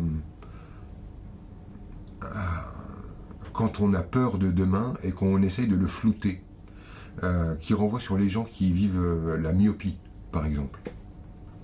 C'est-à-dire, j'essaye de rendre les choses floues parce que je veux pas savoir. Tu sais, c'est comme un enfant qui fait ah blablabla, j'entends pas. Et c'est une façon de dire ah, je veux pas savoir. Donc, si tu veux, Maud, pour moi, c'est pas que le flou est flou, c'est que tu ne veux pas connaître demain par peur de demain. C'est plutôt ici que ça se pose. Moi, ce que j'ai observé en parlant des peurs, si tu veux, Maud, c'est que une peur, pour moi, c'était toujours un brouillard. Une peur, elle a action sur vous lorsqu'elle est un brouillard, c'est-à-dire une espèce de nébuleuse incompréhensible. Lorsque tu soulèves les voiles pour regarder qu'est-ce qui te fait peur exactement, d'un seul coup, tu vois l'objet de ta peur et il devient beaucoup plus facile de manager, de respirer cette peur, parce que tu sais, tu connais sa forme. Et tant qu'elle est un brouillard, elle est insaisissable et elle devient beaucoup plus puissante. Alors, comment je peux t'aider là-dessus? Ok, la peur de demain, Maud, elle renvoie sur la peur de mon ventre vide, c'est-à-dire la peur de ne plus me ressentir comme dans la possibilité de mettre au monde, la peur de ne plus sentir mon ventre plein. Ce qui renvoie sur chez toi la peur du temps qui passe et qui m'amènera au moment où je ne pourrai plus porter la vie. En dessous, si j'affine, on est sur quoi? Ça renvoie sur la peur de ne servir à rien. Si je ne sers à rien, Dieu, le monde, la vie, va remarquer que je n'ai pas ma place ici et va me faire mourir. Donc on est sur une peur de la mort si mon ventre est vide. Qui est quoi? Ah ok, quand mon ventre est plein, je suis vivante, parce que lorsque j'ai accouché, j'ai failli mourir. La peur en dessous, elle se pose là, Maud. J'ai eu peur de mourir en accouchant. Du coup, je voudrais tout le temps sentir mon ventre plein parce que ça veut dire que l'enfant est dedans et pas dehors. Donc que je ne risque rien. Tant que je suis enceinte, je ne suis pas mourante. Quand j'accouche, je meurs. Qu'est-ce qu'il y a en dessous? C'est lui ou moi. La peur qui est en dessous, finalement, Maud, comme je la ressens, c'est la croyance que tu dois offrir ta vie pour ceux que tu mets au monde. En gros, en fait, si tu mets des enfants au monde, tu dois mourir. Et c'est cette trouille-là qui est en dessous et que tu formes dans un espèce de brouillard. Ok. En fait, on est sur une vieille trouille par rapport à ça.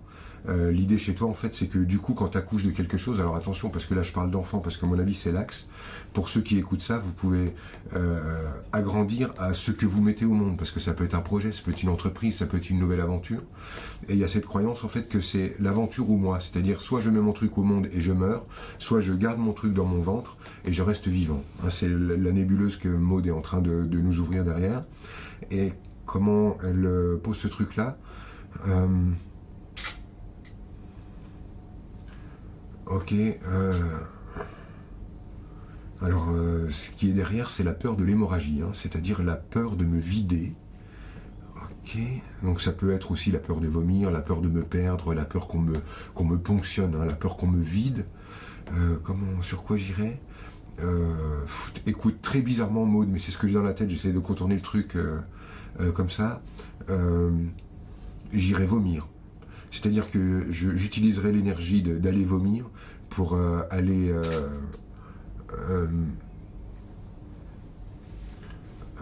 vomir ma peur de faire sortir quelque chose de moi. Va vomir ta peur, en fait, délibérément.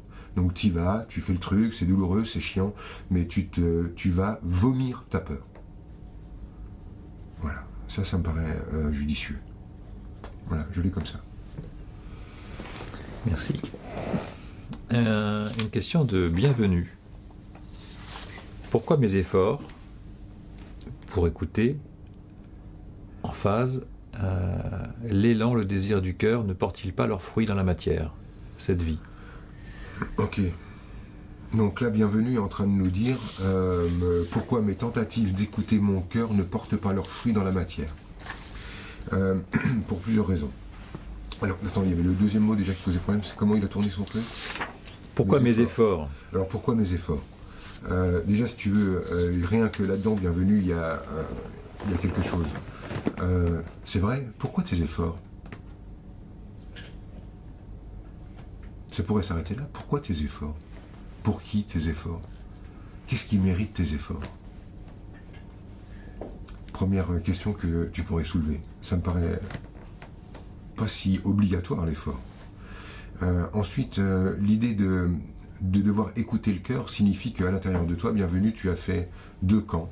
Le camp du gentil cœur et le camp du méchant mental. Je pense que ça a créé un ennemi à l'intérieur de toi. Le mental n'est pas un ennemi, et tant que tu le poses comme ayant tort et le cœur comme ayant raison, tu continueras d'avoir ce sentiment de ne pas être comme il faut.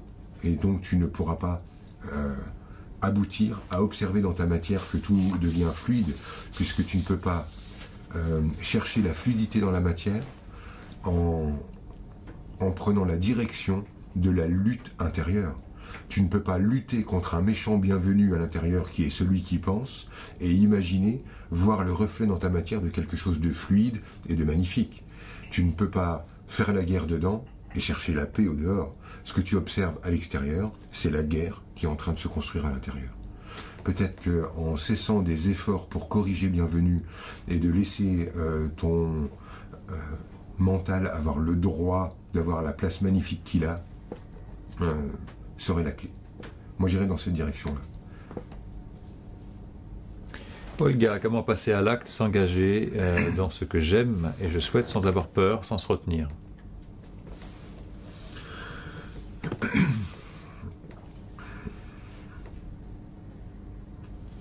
J'ai beau prendre le truc par tous les bouts, je ne vois pas comment on peut vivre une vie sans avoir peur. Je vois pas. Je ne vois pas ce truc-là. Et je me dis même que ça ne m'intéresse plus.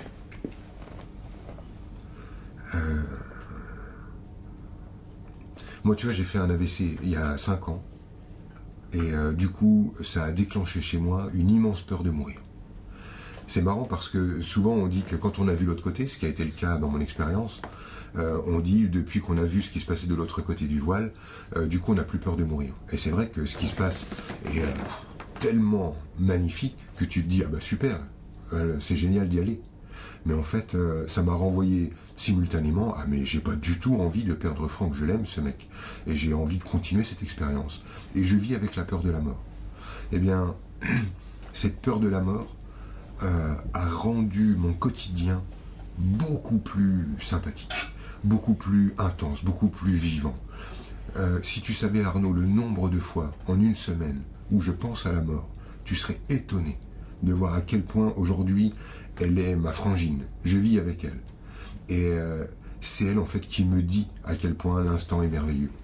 Il y a des moments où je suis simplement en train de pisser sous les étoiles et franchement, waouh, c'est devenu intense. Avant, j'y pensais même pas. Et pour moi, la peur, elle est devenue aujourd'hui ce qui rend ma vie magnifique. J'ai plus envie de vivre sans peur. Elle est là, hein, elle m'attrape, mais je la respire. Et quand je dis je la respire, c'est-à-dire je ne lutte pas contre elle. Je la respire à plein poumon. Je la regarde, je m'en parle, j'en ai conscience, je le ressens. Et je m'en sers en fait pour faire contraster ma vie. Et aujourd'hui, en fait, ça rend tout intense. Parce que, de toute façon, en dessous de chaque peur se cache la peur de la mort. C'est celle-là qui, en dessous, nous habite. Parce que c'est une peur qui dépasse de loin notre entendement. C'est une inscription reptilienne, une inscription dans nos ataviques pour nous. Nous avons une peur de mourir. En fait, au fond, c'est l'amnésie de notre totalité. C'est-à-dire que la survie chez l'humain est une inscription qui est née lorsqu'on a perdu le souvenir de notre éternité. En perdant le souvenir que nous sommes Dieu, nous avons créé la peur de la mort. Et cette peur de la mort, en fait, c'est ce qui permet l'expérience sur la planète. C'est ce qui la rend intense, c'est ce qui la rend waouh. Moi, j'ai plus envie de me débarrasser de ça, et de toute façon, je ne peux pas m'en débarrasser. Et de toute façon, une fois de plus, lutter contre la peur lui donne encore plus de pouvoir sur moi. Je l'accepte, je la respire, c'est ma frangine, c'est ma copine, et c'est elle qui me permet l'intensité, waouh, c'est la vie, quoi. Olga, tu sais, tu pourras pas vivre sans peur, et tu ne voudrais pas vivre sans peur. Une longue question de Laure. Ma question porte sur ma vie amoureuse. Depuis que j'ai pris connaissance du fait que nous créons tout dans notre vie, je me suis amusé à poser toutes les intentions que j'avais envie de voir se concrétiser. Ça a marché à chaque fois, que ce soit du côté pro, les finances, ce que je voulais obtenir ou expérimenter, etc. Le seul point qui coince encore, c'est ma vie amoureuse et j'aimerais que tu m'aides à voir où est le souci. Cette personne-là, en fait, ce qu'elle veut, c'est avoir une preuve qu'elle maîtrise la situation. C'est-à-dire qu'elle fait des liens entre certains événements miraculeux du passé et le miracle de cet instant-là. Pourquoi je dis l'instant miraculeux du passé et le miracle de cet instant? C'est parce que chaque instant qu'on vit est le résultat d'un enchevêtrement énergétique, d'une succession de milliers et de milliers et de milliers de choix. Ce qui fait que toi et moi sommes là en train de converser aujourd'hui, ce sont des choix qu'on a fait lorsqu'on avait 6 ans. Tu comprends? Et ce choix qu'on a fait quand on avait 6 ans nous a porté là. Et chaque instant qu'on vit est un miracle, compte tenu en fait du nombre de données nécessaires à ce qu'il ait lieu. Donc il y a eu des miracles, il y a un moment, c'est-à-dire une chose qui a surgi du tout, sur laquelle on n'avait pas la main. Et puis il y a cet instant d'aujourd'hui, qui est à nouveau un miracle, c'est-à-dire il a surgi du tout sans qu'on puisse avoir la main. Et lorsqu'on fait un lien entre le miracle d'avant et le miracle d'aujourd'hui, on est en train, si tu veux, de se donner la sensation qu'on maîtrise en disant « j'ai fait ça, du coup ça a fait ça, j'ai pris telle décision, ça a abouti à tel résultat, je me suis engagé là-dedans et ça a créé ça ». Et tout ceci, en fait, de là où je regarde aujourd'hui, ce sont des mensonges. Non, c'était un miracle sur lequel je n'avais pas la main, et je suis aujourd'hui dans un autre miracle sur lequel je n'ai pas la main. Mais cette trouille de ne pas avoir la main nous fait faire des liens, des corrélations, qu'on appelle ensuite des synchronicités ou des efforts, ou du travail sur soi. Et on s'attribue ainsi les bons points ou les mauvais points de la vie. Mais en fait, tout ceci est une succession de miracles en empilade. Et on aime en fait créer des liens pour se donner la sensation de maîtriser le truc. Mais moi, ce que j'aime là dans l'énergie de Laure, c'est que elle est en train de jouer à maîtriser la situation. Mais c'est merveilleux, parce que c'est ça en fait, Laure. On joue à ce qu'on veut. Toi, tu joues à maîtriser, mais pourquoi pas? Tu joues à contrôler les situations, mais pourquoi pas? Tu joues à croire en fait que c'est toi qui gères les miracles, mais pourquoi pas? Régale-toi. C'est ça qui est génial. Et la question qu'elle pose en fait, elle est juste posée pour obtenir une preuve de plus, tu vois, que c'est elle qui a la main. T'avais fini sa question? Non, puisqu'elle disait le seul point qui coince encore c'est ma vie amoureuse, donc je pose évidemment mon intention d'être tiré au sort.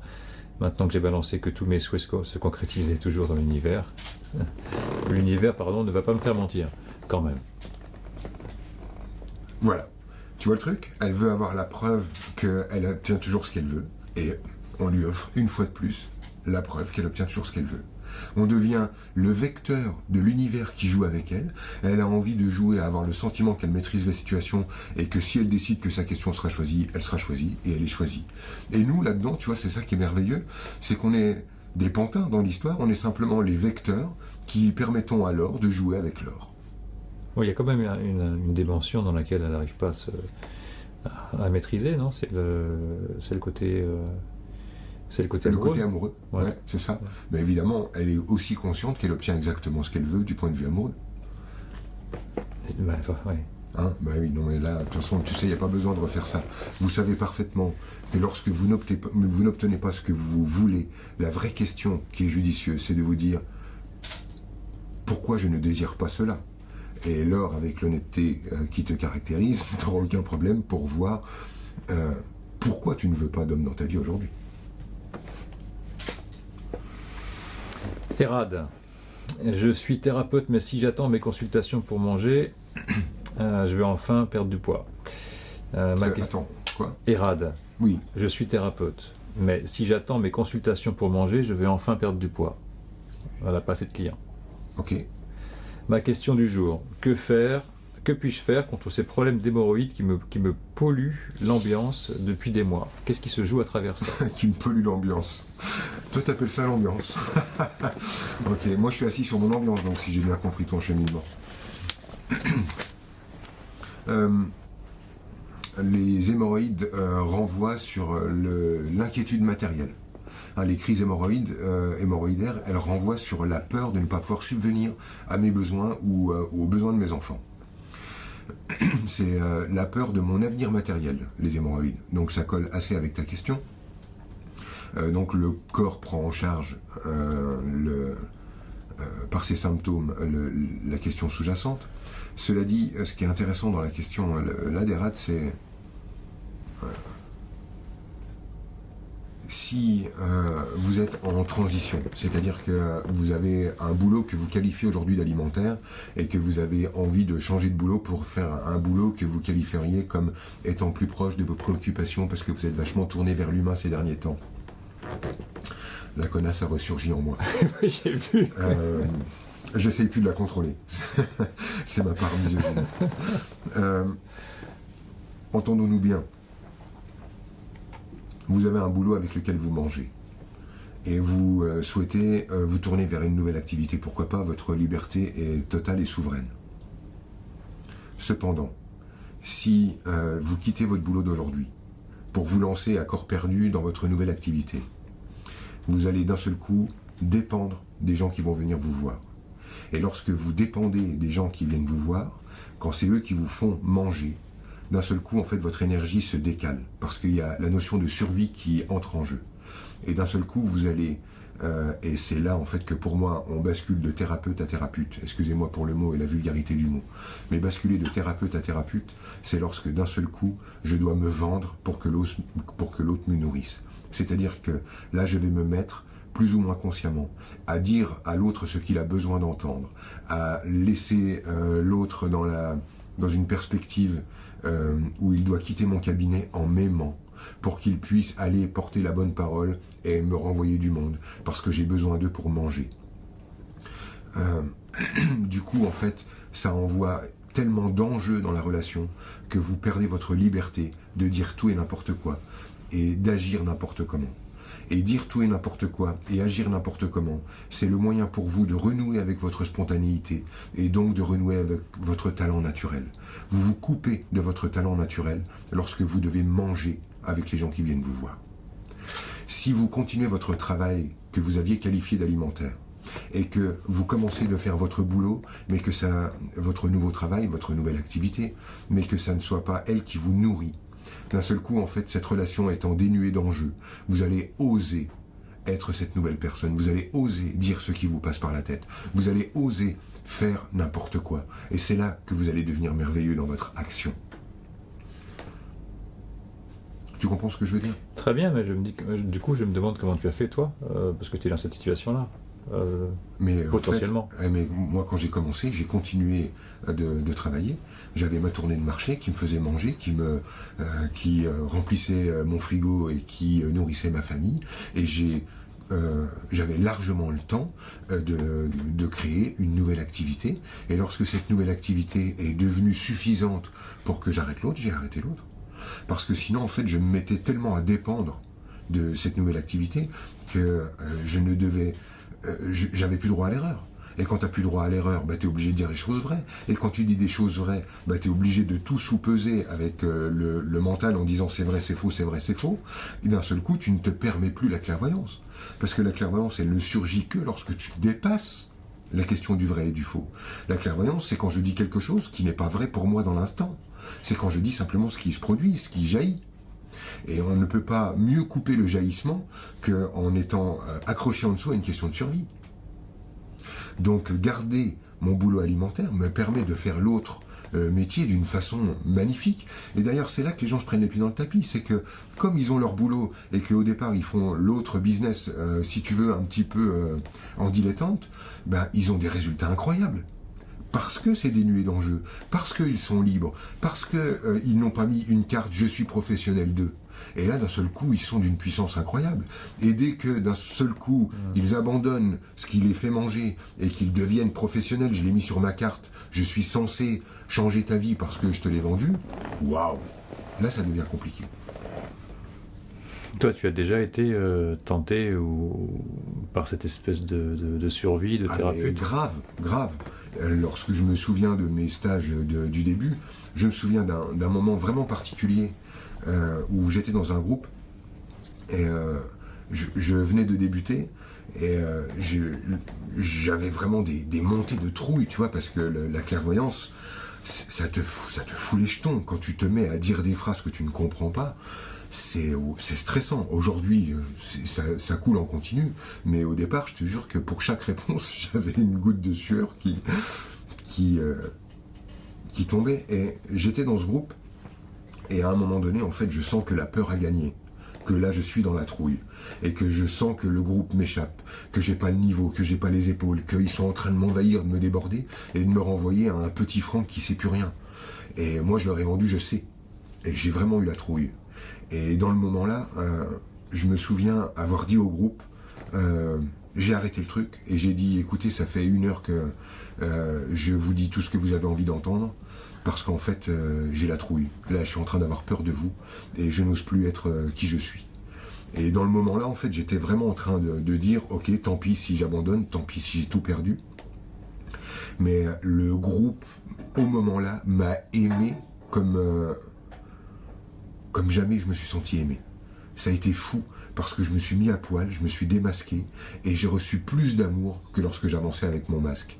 Les gens m'ont vu dans ma fragilité, m'ont vu dans ma vulnérabilité, et d'un seul coup, ça m'a rassuré. J'étais enfin démasqué, et j'ai pu reprendre le fil de mon stage, et ça a été un stage splendide. Et c'est vraiment ce qui m'a mis dans la tête, en fait, que les gens étaient d'un amour incroyable. Lorsqu'on se met à nu devant eux, en fait, jamais ils nous rentrent dedans avec des machettes. C'est lorsqu'on arrive avec nos boucliers que là, d'un seul coup, on trouve des épées en face. Ça a été fondateur pour moi, ce truc-là. Mais évidemment, je suis passé par là. Et c'est pas un truc qu'on bascule d'un monde à l'autre en 1 seconde, tu vois. C'est quelque chose, en fait, qu'on respire. Et puis petit à petit, on ose de plus en plus agir sans filtre, agir sans filet, et oser réellement prononcer ce qui se prononce lorsqu'on ne se regarde pas agir. Une question de Séverin. Depuis 6 ans, englué dans un couple où il n'y a pas de communication, pas de partage et très peu de moments de complicité et de tendresse, je reste malgré tout, je ne sais pas ce que j'attends, mais j'attends. J'ai l'impression d'avoir beaucoup donné, je me sens épuisé, mon compagnon souffre de troubles de comportement agressif, passif, et pourtant je reste. Mais qu'est-ce que j'attends ? Tu attends de recevoir ce que tu ne veux pas donner. En fait, c'est très simple. C'est tellement simple qu'on n'arrive pas à l'observer. Il y a une vieille croyance qui, à mon avis, est en train d'obstruer ton passage. C'est la croyance que lorsque je donne, je reçois. Et c'est ce que tu inclus dans ta question lorsque tu dis « j'ai le sentiment d'avoir beaucoup donné ». Ce qui est en dessous, en fait, dans la phrase que tu es en train de dire, c'est « j'attends le retour de ce que j'ai offert ». Sache en fait que tu n'as rien donné aux autres. Ce que tu as donné ne servait qu'à construire ton image de sainteté. Et c'est bon de poser un regard honnête là-dessus, j'en ai déjà beaucoup parlé. L'idée, en fait, et j'ai envie de me servir de ta question pour ça, c'est de comprendre quelque chose qui est un peu bizarre pour le mental, mais si vous avez la gymnastique, vous allez comprendre ça. Donner et recevoir ne sont pas 2 temps, mais un seul temps. C'est-à-dire que donner, c'est recevoir et c'est simultané. C'est-à-dire qu'il n'y a aucun temps tampon entre le fait de donner et le fait de recevoir. un peu plus tôt dans notre conversation, j'expliquais que les instants en fait sont des miracles et que de faire exister des liens entre ces miracles, c'était un jeu auquel on pouvait jouer mais qui n'avait aucune réalité. Et ce que je donne maintenant et ce que je reçois plus tard, ce sont deux miracles. Le sentiment que j'ai de donner là, c'est une perspective. Ce que je vais recevoir, c'est encore une perspective. Ce sont deux miracles. Faire des liens entre les deux me dit « Ah ben j'ai donné ça, j'ai reçu ça », c'est encore un jeu. Mais ça n'est pas comme ça que ça fonctionne. Vraiment pas comme ça que ça fonctionne. L'énergie ne marche pas comme ça. Donner et recevoir sont les deux faces d'une même pièce et ça se produit dans le même instant. En fait, lorsque je donne, je reçois ce que je donne, au moment où je le donne. Donner et recevoir, c'est une seule action. Donner et recevoir n'est pas séparable. Recevoir et donner n'est pas séparable. Lorsque je suis en train de recevoir, je suis en train de donner. Lorsque je suis en train de donner, je suis en train de recevoir. Et qu'est-ce que je reçois quand je donne? Ce que je suis en train de donner. C'est-à-dire que, si tu veux, dans la question que tu es en train de soulever, c'est que aujourd'hui, ce que tu donnes, c'est de l'attente. Et qu'est-ce que tu reçois? De l'attente. Parce que donner de l'attente, c'est recevoir de l'attente. C'est aussi simple que ça. Tu as sous les yeux la règle du jeu qui régit notre expérience sur cette planète. Et au lieu d'utiliser la beauté de l'outil, tu te fais croire que tu as donné, alors que c'était un miracle, pour attendre de recevoir ce qui serait un miracle. Alors que tu as la clé dans les mains. Tu es en train de faire cette expérience. Tu donnes de l'attente, tu reçois de l'attente. Vois un peu ce qui se passe lorsque tu donnes de la tendresse. Vois un peu ce qui se passe lorsque tu donnes du respect, lorsque tu donnes de l'espace, lorsque tu donnes de l'amour, lorsque tu donnes du jeu. Regarde un peu ce qui se passe au moment-là. Parce qu'en fait, tu finiras par apercevoir que tu avais la règle du jeu dans les mains et qu'au lieu de l'utiliser, tu faisais confiance à des vieilles croyances obsolètes qui ne tiennent pas la route. Donner et recevoir, c'est un seul à même instant. Franchement, utilisez cette clé-là, elle est splendide. Foutez-moi à la poubelle la croyance que je donne donc je reçois. Ça, c'est encore judéo-chrétien mal placé. Et j'entends par là, je donne donc je mérite de recevoir. Je suis une bonne personne donc je mérite d'être béni. Je fais le bien donc on m'envoie du bien. Mais pitié, on n'est plus des gamins. Il n'y a personne, il n'y a aucune conscience dans l'univers qui dit alors, qu'est-ce qu'on fait? Elle a quand même beaucoup donné, alors qu'est-ce qu'on lui envoie? Il faudrait peut-être finir avec ces postures d'adolescents attardés, on n'en est plus là. Donner et recevoir, c'est la même vibe. Et tout ce que tu reçois, c'est ce que tu envoies. Et l'autre, en fait, qu'aujourd'hui tu qualifies comme étant agressif-passif, merci pour le thérapeute qui t'a vendu ce mot. Bref, je passe. Mais aujourd'hui, en fait, ce que tu observe à l'extérieur, c'est simplement les résultats de ce que tu donnes toi. Tu as la clé dans les mains, utilise-la à meilleur escient. C'est la première fois que j'entends cette expression dans ta bouche, donner de l'attente et recevoir de l'attente. C'est tellement évident. Ouais. Mais oui, c'est tellement évident. Parce que simplement, si tu sais pas ce que tu donnes, bah regarde ce que tu reçois. C'est la même chose. C'est pas une conséquence, ça n'est pas un retour. C'est la même chose. Sylvia, sommes-nous faits pour n'avoir aucun objectif? Peut-on vivre qui nous sommes vraiment, mais sans objectif? Je pense que d'aucuns y parviennent. C'est-à-dire que je crois qu'il est vraiment des gens qui ont fait un travail spirituel, tu sais, par exemple via la méditation. Je pense par exemple à Vipassana. Et d'autres pratiques, et qui arrivent à finalement entrer dans une perspective d'être simplement en train d'observer le champ se déployer à travers leur sens, dans une véritable posture de silence intérieur, dans une non-attente, parfois dans une véritable vacuité ressentie, et même pourquoi pas vraiment posté dans l'instant présent. Il est des gens, en fait, qui vivent à cet endroit-là et qui, effectivement, vivent sans objectif, puisque finalement, ils ne sont même pas là pour avoir un objectif, puisqu'ils ont abandonné leur identité. Et c'est un éveil, ça fonctionne, ça marche. Seules quelques personnes vivent ce truc-là. Pour moi, c'est pas un but, parce que quand c'est un but, ce n'est pas vécu. c'est quelque chose qui est là et qu'on touche lorsqu'on renonce à le toucher. Ça arrive. Mais si tu veux, Sylvia, moi j'ai un truc plus humain à mon sens à proposer, et quand je dis plus humain, ça n'est pas que ces personnes-là vivent quelque chose de non humain, mais plus humain parce que plus proche de ce que l'on vit, nous, ici, tous, en Occident, qui sommes occupés par notre identité, par notre besoin de vaincre, par notre besoin de jouir, par nos attentes, notre vie humaine, et d'être pris dans ce jeu-là, puisqu'on n'a pas tous la force de rejoindre notre vacuité, et que je pense pas que ça soit quelque chose que Dieu nous demanderait de vivre, si tu veux. Ça n'est pas quelque chose qu'il faut vivre, c'est quelque chose qu'il est possible de vivre. Mais Sylvia, j'ai envie de te répondre autrement. Moi, je me fixe des buts et j'ai des objectifs. Et je sais que ces objectifs ne sont pas des objectifs en soi, c'est-à-dire que la vie ne me demande pas d'y répondre, que Dieu ne me demande pas d'y répondre, et que si je n'y réponds pas, il ne va rien m'arriver, ni de bien ni de mal. Mais j'ai des objectifs. Par contre, sachant que ces objectifs, c'est moi qui les ai créés, que je les ai inventés de toutes pièces, qu'ils ne sont pas le sens de la vie, mais simplement le sens que je lui donne, je me souviens en fait que ces objectifs ne sont pas sérieux. C'est un jeu auquel je joue. Et je crois en fait, Sylvia, que si tu te poses des objectifs, mais que tu te souviens que tu les poses pour jouer, d'un seul coup, en fait, tu désengages le drame sous-jacent, et simplement tu y joues. Alors, ne te sers pas des buts que tu te fixes pour dire « Ah, ben j'y suis pas encore » ou « Oh là là, qu'est-ce que je suis merveilleuse, j'y arrive ».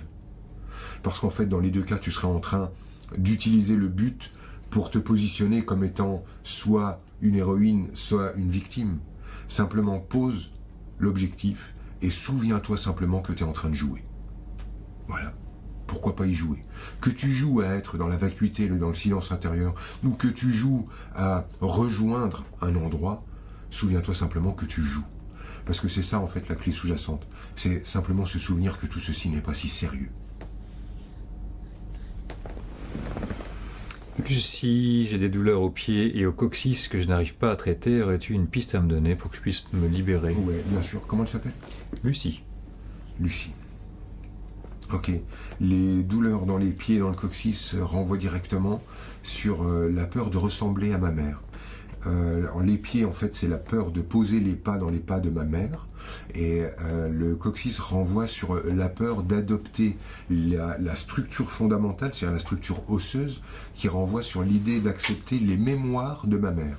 J'ai peur d'avoir hérité des mémoires traumatisantes et des croyances les plus profondes de ma maman, et du coup j'ai peur de poser mes pas dans les pas de ma mère.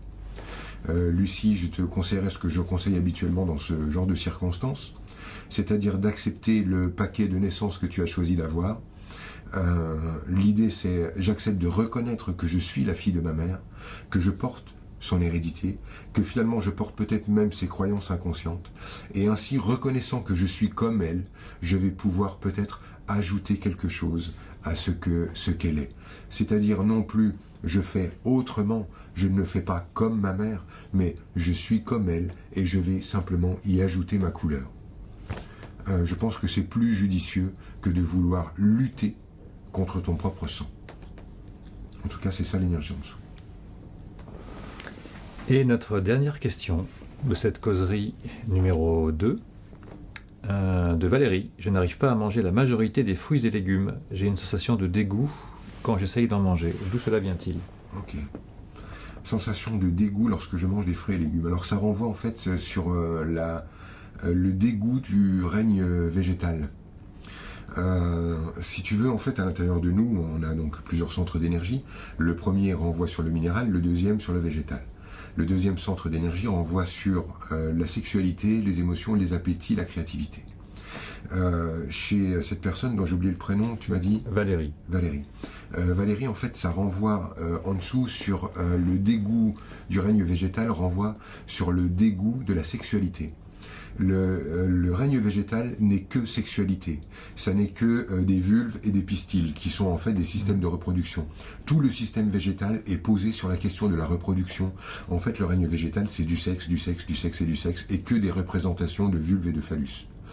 Et inconsciemment, en fait, c'est le dégoût du sexe qu'elle est en train de traverser, et c'est pour ça en fait qu'elle n'arrive pas à manger ça. C'est la peur de manger du sexe. Donc en fait ce qui se joue en dessous, c'est ça, c'est la peur de ça.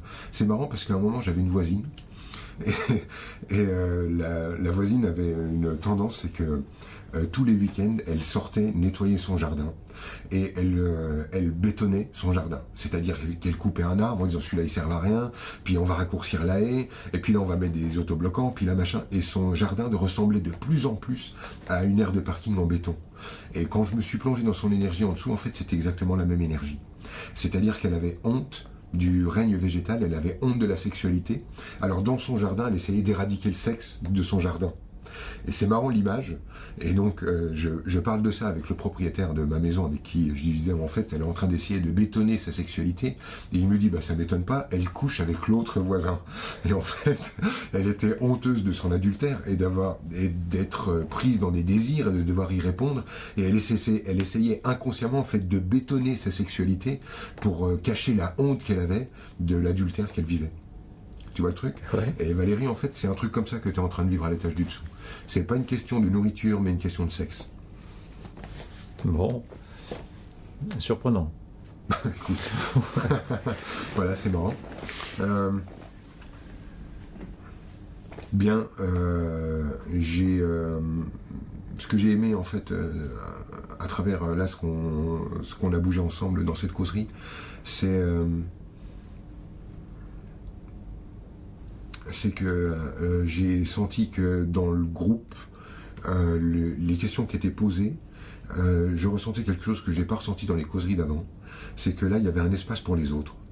C'est-à-dire que, si tu veux, j'ai souvent ressenti dans les questions qu'on recevait un truc très nombriliste de je veux mon petit cadeau pour obtenir de lever mon blocage qui va me permettre de marcher jusqu'à l'endroit où je pourrais enfin prendre ce truc qui doit m'appartenir. Donne-moi mon mec, donne-moi mon nouveau métier, donne-moi ma maison, donne-moi mon bébé, pour que je puisse enfin contrôler, maîtriser, jouir dans un truc très entre soi et soi. Et là, dans chaque question, j'ai ressenti une petite porte, une ouverture qui renvoyait sur les autres. Comme si, en fait, notre groupe avait compris que la question allait servir. Tu vois, qu'il y avait une porte qui était tournée en même temps sur le monde et les autres. Et du coup, ça me faisait comme si vous aviez capté qu'on a tous les mêmes problèmes, et que le vôtre, en fait, est une porte pour toucher les autres humains. En tout cas, ça m'a fait du bien de ressentir ça dans le groupe. Ça m'a mis dans une disposition où d'un seul coup j'ai envie de vous répondre, parce que je sens que vous avez envie que votre réponse aille jusqu'aux autres. Et c'est cool, quoi. Merci. Et ça, c'est quelque chose que j'observe sur le carnet de bord. Maintenant, il y a actuellement 1500 personnes sur le carnet de bord en l'espace d'une semaine. Cool. Ouais, c'est vraiment intéressant. Il y a beaucoup d'activités sur le forum. Et c'est exactement ça. Des groupes commencent à se constituer. L'ambition du carnet de bord, c'était de permettre à chacun de ne pas être seul dans son parcours. Ben voilà, on dirait que ça a l'air de fonctionner. Ça a l'air de fonctionner. C'est la fin de cette causerie numéro 2. Merci d'avoir été là, merci d'avoir répondu à nos questionnaires. Et ici, j'ai beaucoup de remerciements à faire aujourd'hui pour ce décor, qui est un nouveau décor qu'on retrouvera pour chaque causerie, et même aussi pour la ligne directe. Je remercie, mais vraiment très chaleureusement, Alberto, grâce à qui nous avons pu construire ce décor en une semaine, et Sergio, qui a fait cette lumière, Nasser et Dominique, qui a construit ce décor. Merci à vous tous, merci d'avoir été là.